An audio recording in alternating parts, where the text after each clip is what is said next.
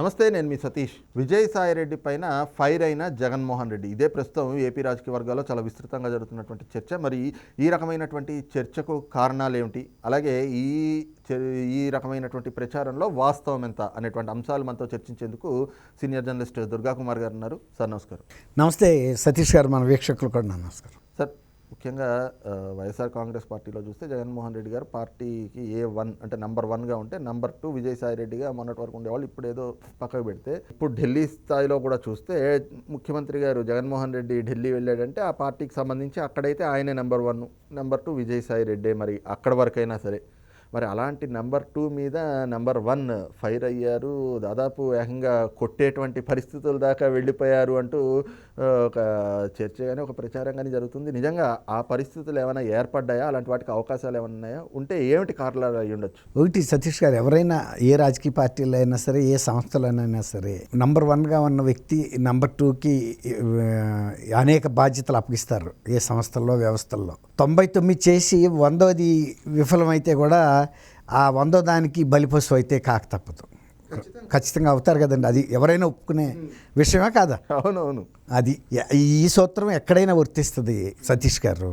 ఇప్పుడు అది విజయసాయి రెడ్డి గారైనా, సజ్జల గారైనా, లేకపోతే వైవి సుబ్బారెడ్డి గారైనా, ఏ పార్టీలో అయినా సరే సెకండ్ రంగంలో ఉన్న వాళ్ళకి ఏమైనా బాధ్యతలు అప్పచెప్పినప్పుడు 99 చేసి సక్సెస్ అయితే అభినందన రాకపోయినా, విఫలమైనప్పుడు మాత్రం ఘోరమైన పనిష్మెంట్ ఉంటుంది, తీవ్రంగా కూడా ఉంటాయి ఒక్కోసారి. నేను అదే అడుగుతున్నాను. అంటే ఈ చర్చ జరుగుతూ ఉంది, నిన్నటి నుంచి ఒక ప్రచారం వస్తుంది, కానీ ఏమిటి ఆ 100ది ఏంటి, ఈయన సక్సెస్ కాలేకపోయింది ఏమిటి ఆ అంశం? అంటే ఇది ఏదో కానీ నిన్న ఢిల్లీలో జరిగిన పరిణామాలు మాత్రం వైఎస్ జగన్మోహన్ రెడ్డి గారికి చాలా చికాకు కలిగించినట్టుగా మనకు ఒక ఇండికేషన్. ఎట్లా అంటే నేషనల్ ప్రెస్ ఆయన్ని చాలా సింపుల్ క్వశ్చన్ అడిగిందండి. క్వశ్చన్ కూడా కాదు, ఒపీనియన్ అడిగింది, కామెంట్, రెస్పాన్స్ అంతే. అది కూడా ఆయన నిన్న చేయకుండా ఒక రకంగా అప్రదిష్ట పాలయ్యాడంటే ఏదో తీవ్రమైన సంఘటన పార్లమెంట్లో మోడీ గారి మధ్యలో, జగన్మోహన్ రెడ్డి గారి మధ్యలో ఏదో కమ్యూనికేషన్ గ్యాప్ అయితే జరిగినట్టుగా అనిపిస్తుందండి, ఒక ఇండికేషను. ఇంకోటి ఏంటంటే ఈ ఎక్కువ ఢిల్లీకి సంబంధించిన అంశాలపైన జగన్మోహన్ రెడ్డి గారు విజయసాయి రెడ్డి గారి మీద ఆధారపడతాడండి. గతంలో తెలుగుదేశంలో కూడా ఎన్టీ రామారావు గారు ఇదే పాత్రలో ఉపేంద్రకి ఇచ్చాడు. ఉపేంద్ర గారి పరిస్థితి వేరు. ఉపేంద్ర గారు అప్పటికే జార్జ్ ఫెర్నాండేజ్ లాంటి వ్యక్తుల దగ్గర పిఎస్లుగా పనిచేసి ఒక రైల్వేలో ఉన్నతాధికారి అయిన కాబట్టి అక్కడ ఢిల్లీకి సంబంధించిన సాంప్రదాయాలు, పద్ధతులు, పరిపాలనా స్టైలు ఆయనకు తెలుసు, ఎవరితో ఎట్లా ట్యాకిల్ చేయాలని. కానీ ఇప్పుడు జగన్మోహన్ రెడ్డి గారు ఈయన మీద ఎక్కువ ఆధారపడటం వలన కొన్ని కమ్యూనికేషన్ గ్యాప్లు ఏర్పడినాయండి. ప్రధానమంత్రి ఆఫీస్కి జగన్మోహన్ రెడ్డి గారి విజయసాయి రెడ్డి గారికి. ఎట్లా అంటే విజయసాయి రెడ్డి గారిది వైఎస్ఆర్సీపీ 3rd లార్జెస్ట్ పార్టీ అండి ఇక్కడ పార్లమెంట్లో. కాబట్టి వాళ్ళకి ఫస్ట్ ప్రాధాన్యత ఇచ్చారు గవర్నమెంట్లో. ఇస్తే ఏం జరిగిందంటే వీళ్ళు విజయసాయి రెడ్డి గారు మాటికి ప్రైమ్ మినిస్టర్ కార్యాలయానికి వెళ్ళి, అసలు ప్రధాన కార్యాలయానికి అందరికీ యాక్సెస్ ఇవ్వరండి, చాలా నిషిద్ధ ప్రదేశంగా ఉంటుంది, అత్యంత కాన్ఫిడెన్షియల్ డిస్కషన్స్ జరుగుతాయి, అత్యంత కాన్ఫిడెన్షియల్ ఫైల్స్ అక్కడికి వెళ్తాయి. కాబట్టి ఎంత చిన్న విషయం అక్కడి నుంచి లీక్ అయినా కూడా దాని పరిణామాలు తీవ్రంగా ఉంటాయి. అందువల్ల వాళ్ళు ఏంటంటే ఎవరిని కూడా పెద్ద యాక్సెస్ ఇవ్వరు. కానీ విజయసాయి రెడ్డి గారికి ఆ యాక్సెస్ దొరికితే వీళ్ళు ఆ ఇన్ఫర్మేషన్ని కొన్నిసార్లు మిస్యూజ్ చేసినట్టు, తర్వాత పదే ప్రధాన కార్యాలయానికి వెళ్ళి ఏదో ప్రధాన నుంచి ఆదేశాలు తీసుకుని వీళ్ళు తీసుకునే ప్రతి నిర్ణయాన్ని ప్రధాని రాటిఫై చేసినట్టుగా, వాళ్ళ అనుమతి లేనిదే మేము ఏ విధాన నిర్ణయాలు తీసుకోవట్లేదని ఒక కలర్ ఇచ్చేటప్పటికి ఫస్ట్ టైం వాళ్ళు వార్న్ చేశారు, వీళ్ళు మిస్యూజ్ చేస్తున్నారు వాళ్ళ visits to the prime minister office అని. మీరు విజయసాయి రెడ్డిని రిస్ట్రిక్ట్ చేయమని పిఎంఓ కార్యాలయం ఆదేశాలు వెళ్ళి, అక్కడి నుంచి గతంలో లాగా వీళ్ళకి ఫ్రీ యాక్సెస్ అనేది తగ్గింది. మొన్న జనసేన, తెలుగుదేశం బీజేపీతో ఒప్పందం చేసుకుంటున్నాయి, ఎన్నికల ఒప్పందం. వీటికి సంబంధించి ఎప్పుడు ఎలాంటి పరిణామాలు జరుగుతాయో గమనిస్తూ ఉండి నాకు కూడా అమిత్ షా గారితో, మోడీ గారితోనూ నాకు అపాయింట్మెంట్ ఫిక్స్ చేయి, వాటిని ఎప్పటికప్పుడు నాకు తెలియజేస్తూ ఉండమన్నాడు.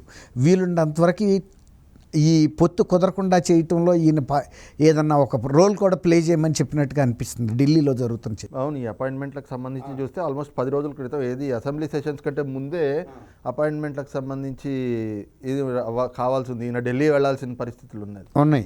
అది ఆయన వెయిట్ చేస్తున్నాడు, ఈయనేమో అపాయింట్మెంట్ ఫిక్స్ చేయలేదు. ఈలోగా తెలుగుదేశం వాళ్ళది అపాయింట్మెంట్ ఫిక్స్ అవటం, డిస్కషన్స్ అయిపోవటం, ఒక అవగాహనకు వచ్చేసారనేది ఢిల్లీలో జరుగుతున్న ప్రచారం అండి.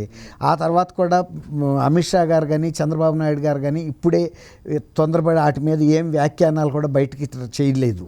అది ఇంకా వీళ్ళకి ఆందోళన కలిగిస్తుంది, ఏ స్థాయి ఒప్పందం జరిగి ఉంటుంది ఈ ఎన్నికలకు సంబంధించి అని. అయితే మోడీ గారితో ఎట్లాగో అపాయింట్మెంట్ కుదరటం లేదు. మోడీ గారితో కుదిరింది, అమిత్ షాతో కుదరలేదండి. కుదరకపోతే మోడీ గారు కూడా గతంలో లాగా ఇంటికి వద్దు, పార్లమెంటు భవన్కి రమ్మన్నారు. గతంలో అయితే ఈయనకి చాలా ఇంపార్టెన్స్ ఇచ్చి ఇంటి దగ్గరే మాట్లాడేవాడు. కానీ ఈసారి ఓట్ ఆన్ బడ్జెట్ అకౌంట్ జరుగుతూ ఉండటం, తర్వాత కొంత వీళ్ళిద్దరి మధ్యలో వ్యత్యాసం పెరిగిందని ప్రజలకు కూడా తెలియజేయాలి, వీళ్ళకు కూడా అర్థం కావాలనే ఉద్దేశం మీద పార్టీకి పార్లమెంట్లో రొటీన్గా, అంటే పార్లమెంట్లో ఎక్కువ టైం స్పెండ్ చేయడానికి ఉండదు. అక్కడ అవతలేమో పార్లమెంట్ సెషన్ జరుగుతుందండి, అనేక మంది మంత్రులు లేకపోతే ఇతర రాష్ట్రాల ఎంపీలు, ప్రతినిధి బృందాలు అవన్నీ కూడా కలుస్తూ ఉంటాయి. మధ్య మధ్యలో అఫీషియల్స్ కూడా వచ్చి ఓట్ ఆన్ బడ్జెట్లో అక్కడ ఏమేమి ఇష్యూస్ ఎట్లా రీచ్ చేయాలనేది, ఏం డిస్కషన్ జరుగుతుందో మధ్యలో డిస్టర్బెన్స్ ఉంటానే ఉంటుంది ప్రైమ్ మినిస్టర్కి. ఇక్కడ చీఫ్ మినిస్టర్ గారికి అసెంబ్లీ బిల్డింగ్లో కూర్చున్నప్పుడు ఎలాంటి పరిస్థితి ఉంటుందో అంతకన్నా ఎక్కువ స్థాయి ఒత్తిడి పార్లమెంట్లో ఉంటుంది మోడీ గారి ప్రధానికి. ఆ టైం ఇచ్చారంటేనే ఫుల్ అటెన్షన్ ఇచ్చే ఉద్దేశం లేదనేది అర్థమవుతుంది. కాబట్టి ఏదో అరకొరగా మాట్లాడేసి సరే తర్వాత మాట్లాడదామని పంపించే ఉద్దేశంతోనే ఇచ్చారు అక్కడ. ఇప్పుడు మనని ఎవరన్నా వ్యక్తి నేను రైలు బస్సు లేకపోతే విమానం ఎక్కుతానికి వెళ్తున్నాను ఎయిర్పోర్ట్కి, మీరు వచ్చి నన్ను అక్కడ కలవండి అన్నారనుకోండి, ఎయిర్పోర్ట్ లాంజ్లో ఇక ఆయన సూట్ కేసు లాక్కెళ్ళిపోతూ ఉండే టైంలో మనం మాట్లాడాలి అంటే మనకి ప్రాధాన్యత తగ్గిపోలేదా? ఇంటికి రమ్మన్న దానికి నువ్వు ఎయిర్పోర్ట్లో లాంజ్లో కలవమంటే ఏముంటుంది? ఆ వెళ్ళిపోతా వింటాడు, ఆ చెవితో వదిలేస్తారు. అట్లా నిన్న కొంత జరిగింది అనేది అర్థమవుతుంది. ఢిల్లీలో కూడా ఫీల్ ఏంటంటే వైఎస్ఆర్సీపీకి బీఆర్ఎస్కి బీజేపీకి ఎడం పెరుగుతుంది. అంటే ఇవన్నీ నేషనల్ లెవెల్ పోలరైజేషన్, పునరేకీకరణలో ఈ మార్పులు చేర్పులు జరుగుతున్నాయి. గతంలో దూరంగా ఉన్న వాళ్ళ దగ్గరగా ఉన్న వాళ్ళకి దూరం పెడుతున్నారు. ఎందుకంటే వీళ్ళ మీద ఉన్న వ్యతిరేకత, ఇవన్నీ కూడా అంశాలు వాళ్ళు పరిగణలోకి తీసుకుంటారండి. ఖచ్చితంగా అందులో ఇంటెలిజెన్స్ రిపోర్ట్స్ కూడా వచ్చున్నాయి. దాని మూలనే పరిణామాలు తొందరగా జరుగుతున్నాయి. నిన్న మన ముఖ్యమంత్రి జగన్మోహన్ రెడ్డి గారు కూడా ఇక మోడీ గారిని కలిశారు, కానీ ఈయన్ని కలవలేదండి షాని, అమిత్ షా గారిని. ఎందుకంటే అమిత్ షా గారికి అసలు యాక్చువల్గా కీలకమైన నిర్ణయాలు పార్టీలో ఏదన్నా ఇన్ఫ్లుయెన్స్ చేయగలిగింది ఎక్కువ అమిత్ షా అండి. మోడీ గారికి కూడా అమిత్ షా గారు చెప్తే మోడీ గారు అది వింటాడు. కానీ మోడీ గారు స్వయంగా పెద్ద దేని మీద మైండ్ అప్లికేషన్ పెట్టాడు షా మీద. నిన్న కనుక ఈయన భారతరత్న గురించి అడిగితే విజయభాస్కర్ రెడ్డి గారిని విజయసాయిరెడ్డిని అడగమన్నట్టు మోడీ గారు ఏదన్నా ముఖ్యమైన పార్టీ విషయాలు ఉంటే అమిత్ షాని కలవమంటారు. అవును. తర్వాత ఏదైనా పార్టీ విషయాల్లో నిర్ణయాలు తీసుకోవాలంటే అమిత్ షాని పిలిపిస్తాడు. అప్పుడు నడ్డా గారు వీళ్ళు వస్తారు, అప్పుడు తీసుకుంటాడు. ఎందుకంటే మోడీ గారు ప్రధానమంత్రిగా ఉండి పార్టీలో అంతర్గత విషయాల మీద ఎవరితో ఒప్పందాలు ఏంటి, మార్పులు చేర్పులు ఆయన అటెన్షన్ పే చేయలేడు. వీళ్ళిద్దరూ ఎక్కువగా ప్లే చేస్తారు పార్టీకి సంబంధించి. అది నిన్న జరిగిన పరిణామం అనేది ఢిల్లీలో డిస్కషన్ అండి. ఆ సందర్భంలో కొంత ఈయన అసహనానికి గురి అయ్యాడనేది అర్థమవుతుంది. ఇక్కడ జర్నలిస్టుల మీద అయ్యాడు. తర్వాత కూడా నిన్ను ఒక పార్లమెంటరీ పక్ష నాయకుడిగా పెడితే నువ్వు ఢిల్లీలో ఇంత చిన్న పనులు కూడా చేయలేనప్పుడు ఇంకా నిన్ను మళ్ళీ ఇంకోసారి రాజ్యసభకు పంపటం వల్ల వచ్చే పెద్ద ప్రయోజనం ఏముంటుంది? ఇప్పటికే పార్టీ పరిస్థితి ఇంత దారుణంగా ఉంది. మనం మూడో అతిపెద్ద పార్టీగా ఉన్నాం. తర్వాత బీజేపీకి బేషరతుగా అన్ని బిల్లులు మనం సపోర్ట్ చేశాము. మరి అయినా కూడా నువ్వు వాళ్ళతో గుడ్ ర్యాప్ మెయింటైన్ చేయలేకపోయావంటే అదే ఏమీ లేని పవన్ కళ్యాణ్ తెలుగుదేశం వాళ్ళు అమిత్ షా గారి దగ్గర బ్రహ్మాండమైన అపాయింట్మెంట్ తీసుకుని చాలా ప్రశాంతంగా కూర్చుని ఒప్పందాలు ఇవన్నీ చేసుకుని వెళ్ళగలిగారు. మన పరిస్థితి ఏంటి అనేది కొంచెం అసహనానికి గురయ్యాడని అయితే చెబుతున్నారు. అందులో జగన్మోహన్ రెడ్డి గారు ఇంకోటండి, ఆయన నేచరు నిన్న చూశారు కదా, ప్రధానమంత్రి అది పివి గారికి భారతరత్న అవార్డు వస్తే మీ స్పందన ఏంటంటే, ఎవరు ముఖ్యమంత్రి అయినా ఏ రాజకీయ నాయకుడైనా మా అందరికీ సంతోషంగా ఉందండి, మా గర్వకారణమైన అంశం అని చెప్తారు. రాజకీయాలకు అతీతంగా అలాంటి ప్రకటన చేయాల్సిన బాధ్యత అది. ఇప్పుడు పివి గారికి భారతరత్న వస్తే మన కడుపులోనే రావాల్సిన అవసరం ఎవరికీ లేదు కదండి. పివి గారు చాలా పెద్ద ఆయన లేడు, ఆయన భారతరత్న ఇచ్చారు. ఇచ్చిన పార్టీ బీజేపీ, మనకి మిత్రపక్షం. నిజానికి బీజేపీని కూడా అభినందించవచ్చు ఇచ్చినందుకు, ఇద్దరిని కాంప్లిమెంట్ చేయొచ్చు. చనిపోయిన ఆయనకి అది ఇచ్చారు, చాలా గర్వకారణం. ఇచ్చినందుకు బీజేపీ ప్రభుత్వాన్ని కూడా నేను అభినందిస్తానంటే బీజేపీ కూడా ప్రౌడ్గా ఫీల్ అయ్యేది. అది రెండు పోగొట్టుకున్నాడు ఆ అవకాశాలు. ఆయన ప్రభుత్వాన్ని అభినందించే అవకాశం, తర్వాత పివి గారు లాంటి గొప్ప వ్యక్తిత్వాన్ని నిన్న ఒక రకంగా జాతీయ స్థాయిలో మనమే అవమానం చేసుకున్నట్టయింది. ఒక రకంగా అది జగన్మోహన్ రెడ్డి గారి వ్యక్తిత్వానికి మీద కూడా ఒక మంచి ఇది భావన కలగలేదండి. ఇప్పుడు రాక తెలుగు ప్రజలకే తెలుసు ఒక్కోసారి ఈయన ఇట్లా మాట్లాడతాడని. ఇప్పుడు జాతీయ స్థాయిలో కూడా చూశారు.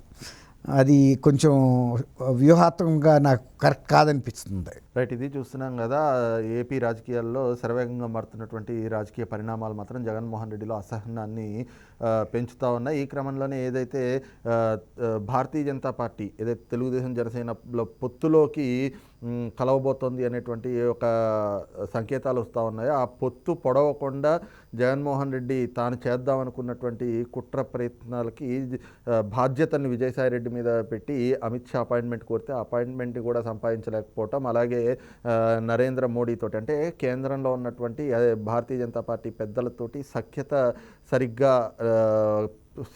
పాటించట్లేదు అనేటువంటి ఒక అభిప్రాయంతో విజయసాయి రెడ్డి మీద అసహనానికైతే కనుక లోనైనటువంటి పరిస్థితులకు దారి తీసి ఉంటుంది అనేటువంటి అభిప్రాయాన్ని అయితే కనుక ప్రస్తుతం అంటే అవే ఈ రకమైనటువంటి చర్చలకైతే కారణమై ఉండొచ్చు అన్నటువంటి అభిప్రాయాన్ని సీనియర్ జర్నలిస్ట్ దుర్గా కుమార్ గారు వ్యక్తం చేస్తూ ఉన్నారు. Thank you. నమస్కారం సతీష్ గారు, మన వీక్షకులకు.